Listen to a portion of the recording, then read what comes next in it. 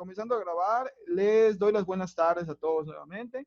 Pues espero que estén de lo mejor, es que no hayan sufrido alguna inundación, algún deslave como los que vemos que están sucediendo en el estado, ¿no? Casualmente hoy viendo las noticias de Milenio en la mañana, me di cuenta que ya somos noticia nacional por esta parte de Yascabá, que pues, creo que muchos ya estuvimos viendo videos. Por allá hay gente que decía, ¿es Tabasco o es Yascabá, no? Porque parecía que un río se desbordó, una Sí, presa. Sí, estuvo muy feo el asunto, muy feo. Muy feo, sí. De hecho, algo que me gustó mucho, bueno, digo me gustó porque es un acto humanitario, es que veía unas fotografías de Tecó y casualmente hoy en el periódico en la mañana y veía una niña cargando a su perrito para que el perrito no tuviera que nadar y no se ahogara el pobrecillo. Pero sí, muy, muy chistoso el asunto por ahí, ¿no?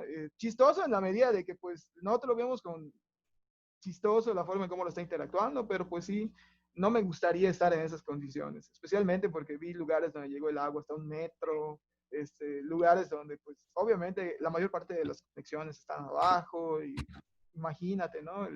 El choque eléctrico que pueda haber, hay muchas cosas de por medio, pero bueno, vamos a intentar avanzar en la medida de lo posible. Ok, chicos, pues les quiero compartir un poco la nueva actualización que ya tienen ustedes en el Drive. Si tuvieran algún problema en cuanto a la descarga, pues ya me lo pueden hacer saber y lo checamos en tiempo y forma. Sin embargo, pues en la carpeta de materiales yo les he ido actualizando de manera muy recurrente la gama de, pues ahora sí que de PDFs, de PowerPoints que pueden ustedes tener, específicamente para ayudarles más en este trayecto de investigación. Entonces, te comparto que ya en la parte de materiales hay unas guías que se llaman guías de antecedentes APA, hay una guía que se llama guía de objetivos APA, ¿de acuerdo? Hay otra guía que les voy a subir, todavía no lo he trepado, pero bueno, es también del formato APA en cuanto a cómo redactar un planteamiento del problema. Por aquí está, ahí está, guía de antecedentes APA, guía de antecedentes 2. Por allá también les subí algunos ejemplos de antecedentes y planteamiento. Les subí esta guía que hizo el Instituto Javeriano también para que se vayan ayudando. Y te vas a dar cuenta que ahora hay 2 diapositivas que dicen proceso de investigación, ¿de acuerdo? Cada semana esa diapositiva se está haciendo más grande en la medida de que estoy agregándole alguna información que también me resulta buena para que ustedes puedan ir trabajándola, leyéndola y pues avanzándola. Les comento que hasta ahora el trayecto es el siguiente o el camino es el siguiente. Bien, ya estuvimos viendo todo lo que es la introducción. Por allá platicamos un poco sobre los antecedentes y la estructura de un proyecto de tesis. En su momento llegamos a abordar lo que era un marco teórico, pero muy a grandes rasgos. Platicamos que un marco teórico se va construyendo a través del tiempo. Platicamos que el marco teórico no se da de la noche a la mañana, sino que pues es algo que va llevando a la pauta el procedimiento, ¿no? Se trata de ir juntando lo que considero bueno para mi proyecto y como base a esto, pues estar trabajándolo y estar plasmándolo ya en mi investigación como tal. Sin embargo, me tomé la libertad de ahondar un poco más en toda esta zona de la editorial de la tesis y el capítulo 1 para clarificar ciertos puntos que considero importantes o considero muy interesantes. No recuerdo, chicos, si en su momento pues ya vimos antecedentes. Sin embargo, te comento que ya hay información de antecedentes, ya hay una gama de supuestos sobre lo que son los antecedentes. No me acuerdo, Charito, por allá, si llegamos a ver estos esquemas con ustedes. Si no, pues con mucho gusto se los puedo explicar. profe, ya vimos esa parte. Ya lo De vimos. acuerdo, perfecto, muy Explicó bien, la clase pasada. perfecto. Entonces, Ahí nos trabajamos, quedamos. Trabajamos toda la parte de antecedentes y por ende el siguiente punto del planteamiento del problema, ¿verdad? Muy bien. Antes de pasar a algunos puntos importantes del planteamiento del problema y platicar pues de dónde surge y la parte teórica, me gustaría que ustedes observaran un ejemplo de tesis que en su momento yo asesoré para la maestría en Derechos Humanos de la Universidad Marista, ¿no? Casualmente me contacta una persona, obviamente por cuestiones éticas no puedo mencionar su nombre, para trabajar con ella, puesto que como tenía un cargo por allá bastante importante en una asociación gubernamental, no tenía tiempo pues de retomar el proyecto de tesis. Teníamos un mes para entregar te lo comento como experiencia. Y la verdad que fue algo avasallante, ¿no? En el sentido de que lo trabajamos durante 3 semanas y pues en 3 semanas exitosamente se concluyó una tesis de maestría que estuvo bastante buena, estuvo bastante bien y sobre todo que me dejó mucho aprendizaje, ¿no? En cuanto a los lineamientos y lo distinto que es trabajar en maestría. Ya tuve la oportunidad de trabajar en doctorados también por allá y déjame decirte que es otro rollo también. La última tesis de doctorado que asesoré, estuvimos trabajando sobre 150 hojas, 160 aproximadamente, y ya era el documento resumido. Imagínate a qué lineamiento nos enfrentamos. Pero te quería mostrar un ejemplo para que con base al ejemplo entonces vayamos analizando la información pertinente. Fíjate, te converso un poco. El tema de esta tesis hace referencia a la inclusión de niños con Asperger. ¿Alguien de ustedes sabe qué es el Asperger o ha escuchado del Asperger? O Asperger, como les dirían por allá. Nada. Yo Es he una, escuchado que es un síndrome, maestro. de, Perdón. de acuerdo, muy bien, Erika. Es un síndrome y mucha gente lo considera una variante de autismo, ¿no? Del espectro autista por allá. Porque mantiene ciertas manifestaciones propias de la sintomatología del espectro autista. También es interesante ver que pues el Asperger es muy difícil de detectar, ¿no? Y que el tiempo vida que le dan, no tiempo vida cronológico, claro, ni biológico, sino que el tiempo vida en el sistema educativo que le dan a un niño que tiene Asperger o Asperger, pues es muy poquito. Por lo regular llegan hasta primero de secundaria, segundo de secundaria y no siguen más allá de las mismas instituciones paran al niño, las mismas instituciones le niegan el acceso a la educación pública porque pues no están preparados para enfrentar pues, las características propias y las posibles repercusiones que tendrá la parte interactual, actitudinal del niño dentro del aula.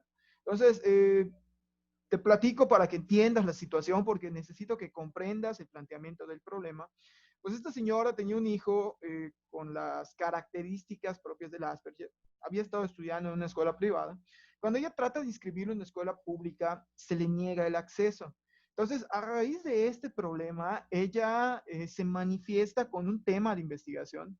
La verdad, a mí cuando me lo planteó, sí me causó cierto revuelo. ¿Por qué? Porque pues estamos hablando de que es un área propia del derecho, es derecho, derechos humanos, tiene mucho que ver con la parte de las leyes, lo constitucional, o sea, digamos que es un rubro bastante externo, ¿no? A la labor normal de la educación. Pero se me hizo muy interesante abarcarlo desde la parte educativa y aunque tiene muchísima información sobre derechos, al final de cuentas el nombre del tema quedó así. Date cuenta que en el mismo sistema educativo de hoy en día, el mismo Obrador, el mismo Moctezuma en esta parte de la nueva escuela mexicana, está trabajando la diferenciación de géneros al momento de mencionar a los niños. Ya no podemos decir niños y que con niños se encierren niños y niñas, ¿de acuerdo? Por la cuestión de la lucha de géneros, hoy en día hay que decir niños, niñas y adolescentes, los NNA. Por allá no sé si han escuchado ese término, pero pues ya es muy nuevo, es muy usual. Entonces, desde ese tiempo habíamos estado trabajando con esto y pues el tema quedó como el derecho humano a la educación de calidad de las niñas, niños y adolescentes. Teníamos que mencionar a los tres, con necesidades educativas especiales. Todavía no se llamaban necesidades específicas, como hoy en día le han bautizado. Seguía con el término NE, asegurado a través de la adecuación de la educación obligatoria en México, el currículo personalizado como propuesta. Y por allá se comenzó a hacer toda esta instrumentación. Y cuando llegamos al planteamiento del problema, pues yo te comento que el planteamiento del problema cumple con ciertas características, pero lo que más me gusta del planteamiento del problema, o lo que a mi gusto es la parte fundamental de un buen planteamiento del problema, es que tú vendas la situación de manera que el mismo lector sienta o se ponga empáticamente en la situación y no solamente generes ruido en cuanto a me está sucediendo un problema, sino que el mismo lector se sienta parte del problema, sienta que está dentro del problema, que el problema que tú estás planteando a mí también me está afectando. O sea, es parte de esta situación. Entonces, quiero que analicemos al menos los dos primeros párrafos. Obviamente hay cuestiones que no vas a comprender, pero después vas a entender por qué se vincula con el planteamiento del problema, ¿no?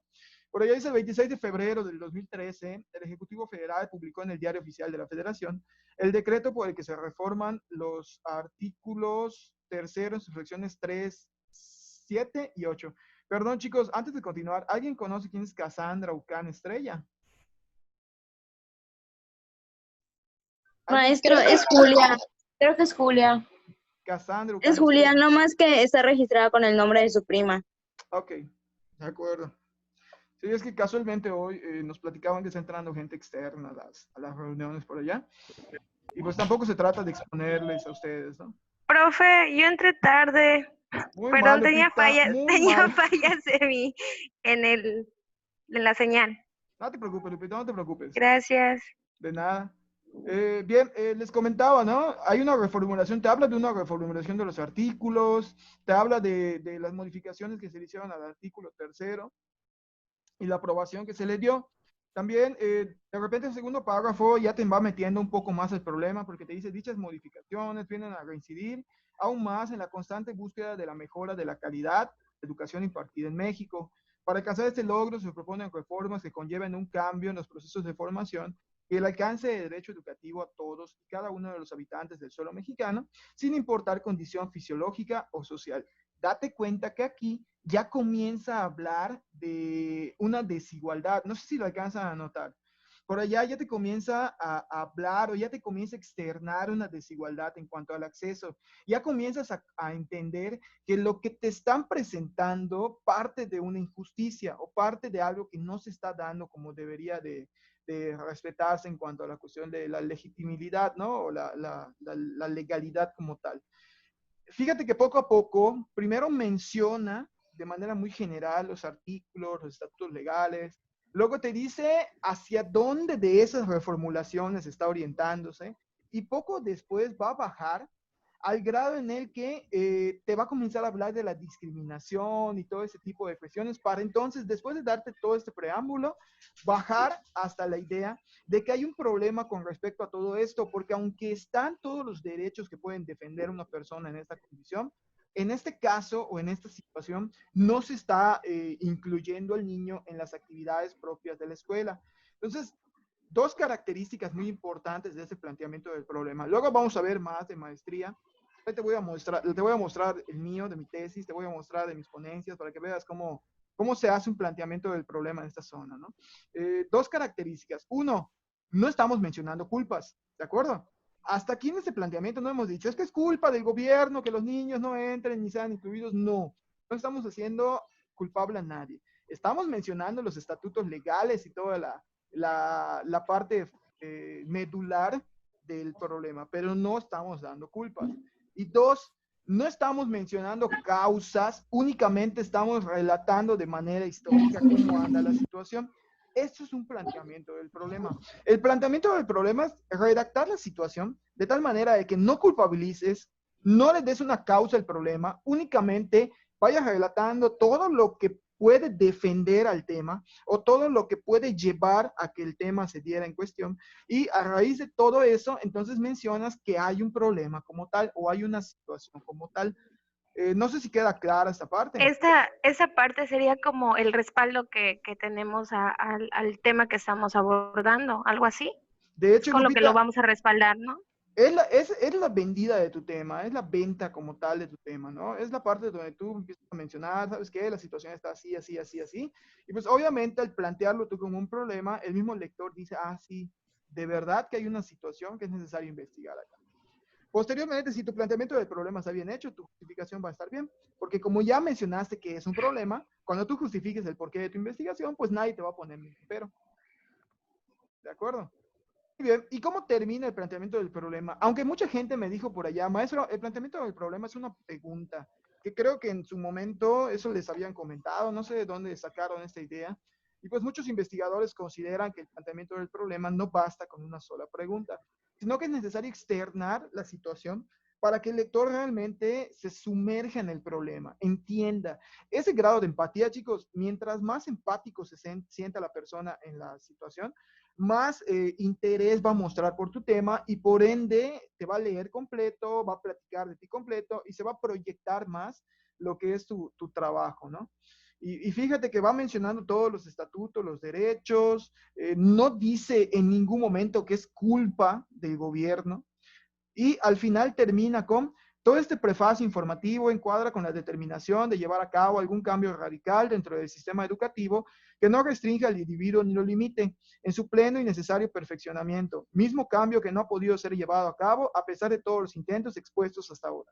No le echó la culpa al gobierno, no le echó la culpa a ninguna institución, dio todos los datos, trabajó con mucho porcentaje, que eso le da mucha validez a un planteamiento del problema. El hecho de que tú lo que mencionas que sucede sea validado con porcentajes. ¿Por qué? Porque si tú le dices a una persona, algunas personas no usan cubreboca en el centro, no es igual de creíble a que le digas, el 80% de las personas que sale a sus actividades cotidianas no usa cubrebocas. Fíjate que es más creíble cuando yo lo digo con el 80% a cuando lo digo con algunas, ¿de acuerdo? Porque al mencionar el 80% te estoy dando un dato más conciso. El planteamiento del problema por lo regular trabaja mucho con datos concisos. No se citan si no es necesario. En este caso, en maestría, pues nos dieron la oportunidad de citar en la Marista. La verdad, bastante bueno el departamento de investigación de la Marista. Me gustó pasar los filtros con ellos y hacer la publicación de este artículo. O sea, me gustó esa parte. Pero al mismo tiempo, el hecho de que la persona esta pues haya mencionado algunos datos estadísticos le dio más fuerza a su planteamiento del problema, refuerza esta zona, la hace más creíble. ¿Sí me expliqué en esta parte? Y al final, fíjate, no terminó con una pregunta, no terminamos con una pregunta, únicamente mencionamos la situación y entonces bajamos a la situación en particular, pero sin hablar de ninguna pregunta y sin culpar absolutamente a nadie. ¿De acuerdo? Voy a tratar de facilitarles algunas, no tengo los derechos de la tesis, a pesar de que fui asesor, porque cuando tú le publicas a la Marista o alguna otra escuela, normalmente maestría, la misma escuela se queda con los derechos. Entonces, por allá, si quisieras publicar esto como un artículo, como una ponencia, pues tendrías que tener una carta firmada por el sustentante, que en este caso pues, fue la persona que la presentó, y por la escuela donde se te autoriza el uso de los datos de la publicación, ¿no? Pero te voy a ir pasando algo de lo que fue el anteproyecto para que tengas una idea de cómo hacer este planteamiento. ¿Hay algunas dudas acá? ¿Algo que les gustaría comentar? ¿Algo que hayan comprendido? Porque les voy a pasar algunos tips para generar un planteamiento del problema, que pues es la zona donde ya estamos trabajando hoy en día. Maestro, entonces, para que pueda tener más fuerza mi planteamiento, tiene que tener algo de probabilidad y estadística. Porcentajes sobre todo, Erika. Al momento de hablar de porcentajes, yo creo que a todos, ¿no? Nos da más confianza. ¿Por qué? Porque teniendo un número que refuerce lo que tú estás afirmando, pues hace que la afirmación tome más fuerza a que solamente lo menciona a grosso modo. Por lo regular se trabaja con estadística del INEGI, por allá se trabaja con estadística de las convenciones de los derechos del niño, si son temas de educación especial. O sea, ese tipo de lugares o ese tipo de ambientes te podrían ayudar para el reforzamiento. Maestro, entiendo que todo esto debe de estar primero que nada planteada nuestra pregunta, ¿no? Para poder sacar el planteamiento del problema. De hecho, Charito, del planteamiento del problema salen tus preguntas de investigación. Una vez que tú ya haces todo el planteamiento y expones la situación, entonces comienzas a generar las preguntas. Por ejemplo, una pregunta de este planteamiento del problema, se las voy a compartir, ahí están las preguntas de investigación. ¿Qué políticas orientan el alcance de la calidad en México en la educación obligatoria, ¿no? ¿Cuál es el estado actual de la calidad en la educación y partida de los niños, niñas y adolescentes con necesidades educativas especiales en México? Son preguntas que se van a responder con la investigación, pero que salen del planteamiento del problema. Haz de cuenta que ya después de que dije todas las leyes y toda la indumentaria total, pues obviamente genero dudas al respecto. ¿Por qué se da la situación? ¿Qué genera la situación? ¿Cómo se encuentra la situación? Y de allá surge toda esta parte. Que pues es algo que a veces como estudiantes no lo trabajamos como debería de ser. Sin embargo, el hecho de que uno tenga secuencia y posteriormente el otro venga, me ayuda a mí en el sentido de que pues ya tengo el parteaguas o la zona inicial y posteriormente las dudas van a salir de manera natural, solitas van a ir generando estas preguntas. Sí, lo que pasa es que, por ejemplo, nosotros, en el de nosotros, se está descargando el que tengo, pero en el de nosotros planteamos pues ahora sí vale la redundancia, en el planteamiento del problema, la postura. ¿Te acuerdas que nosotros citamos nuestros mismos nombres, nuestro comentario acerca de, o sea, nuestra justificación de por qué Claro, queríamos investigar eso?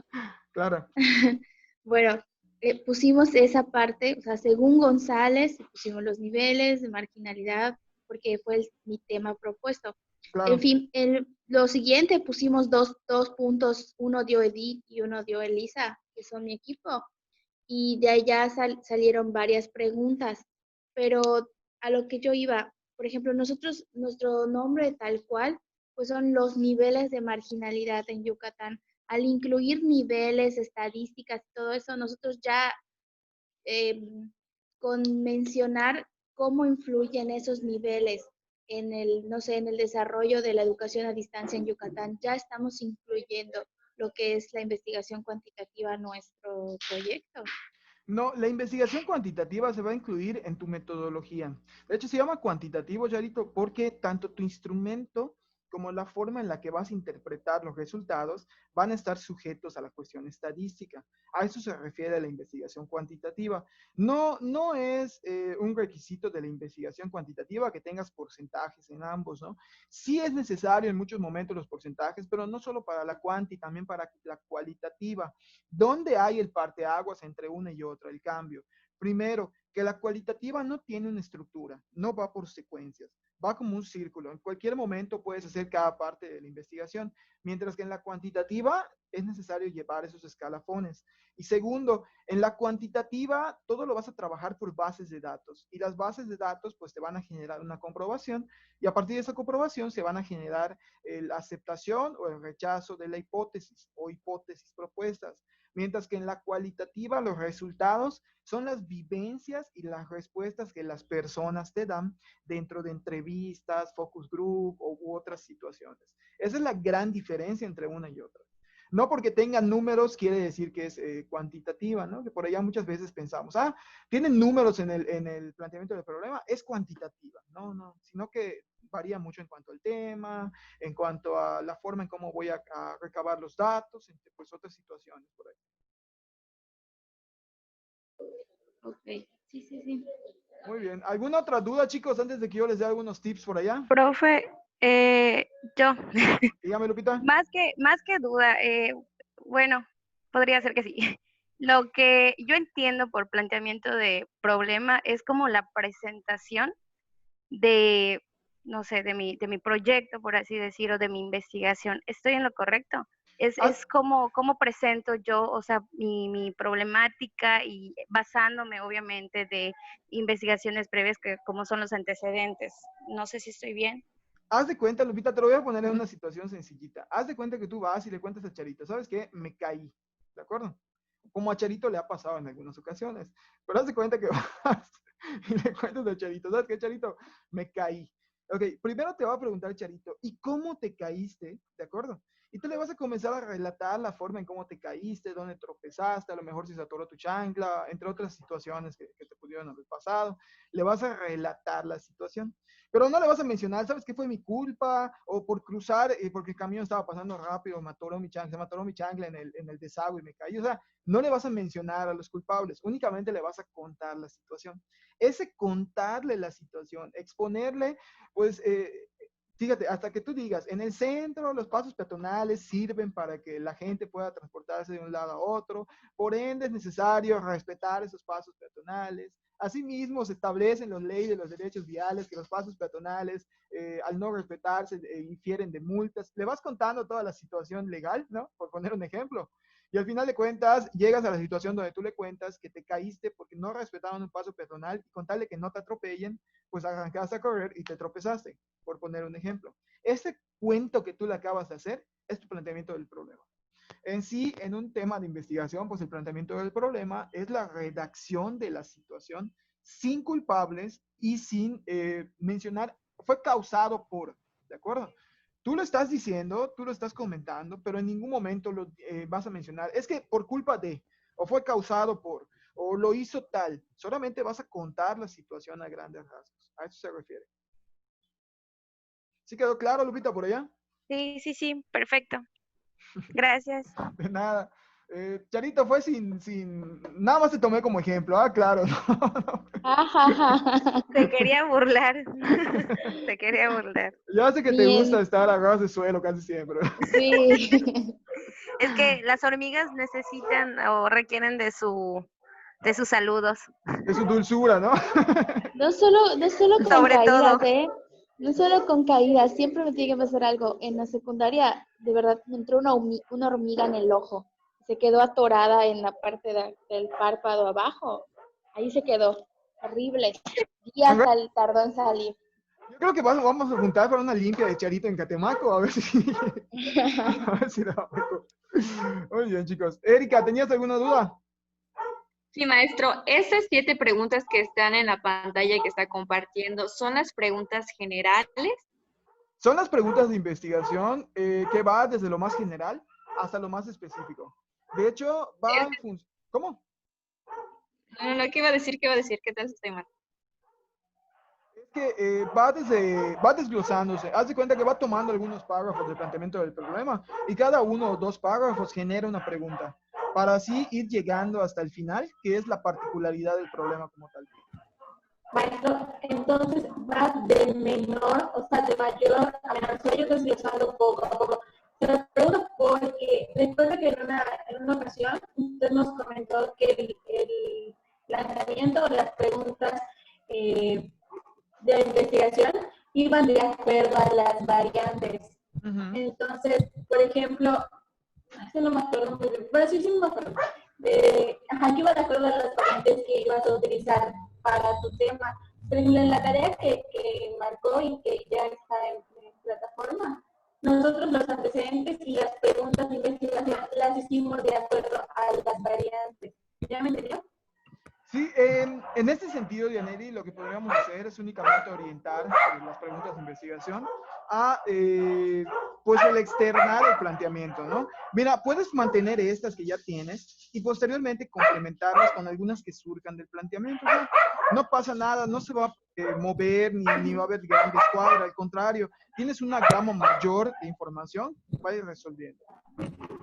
Ok, entonces aparte de las que tengo de acuerdo a las variantes, voy a hacer preguntas de investigación o añadirles desglosando el tema de investigación, ¿no? Así es. Y Okay. sobre todo que te va a dar más margen de información, ¿no? Mientras más preguntas de investigación hay, pues es necesario que hayan más documentos que las contesten. Y a la larga, pues eso hace más rica la investigación. Okay, perfecto. Profe, en cuanto a estas preguntas, igual en el PowerPoint que hicimos, nosotros pusimos incluso qué es marginalidad, o sea, como pregunta, ¿qué es marginalidad y qué es educación a distancia? ¿Eso es válido? Eh, El preguntar acerca de conceptos, no, o No, sí. esas no, Charito. De hecho, el hecho de preguntar qué es marginalidad, qué es educación a distancia, o sea, temas muy amplios, no entra dentro de las preguntas de investigación, entra más en el marco teórico, ¿de acuerdo? Si yo quisiera explicar algunos términos en general, a manera de glosario, los podría explicar en mi marco teórico. Las preguntas de investigación van más relacionadas en función al tema. Por ejemplo, ¿cuántos niños se encuentran en calidad marginal o en situación marginal en la comisaría de, no sé, no se me viene ninguna a la mente, Tinún, por ejemplo, ni sé dónde queda, pero bueno, ahí la San dije. Pedro Chimay, Ajá, o por San Pedro ejemplo. de Chimay, por poner un ejemplo, o en Canacín, ¿no? O sea, algo así podría ya entrar como parte de la pregunta de investigación, algo más conciso. Muy bien, chiquitos, nos reconectamos en un momentito, nada más porque ya se nos acabó el free time, y ahorita regresamos, aunque sea unos 10 minutitos más. No se pierdan.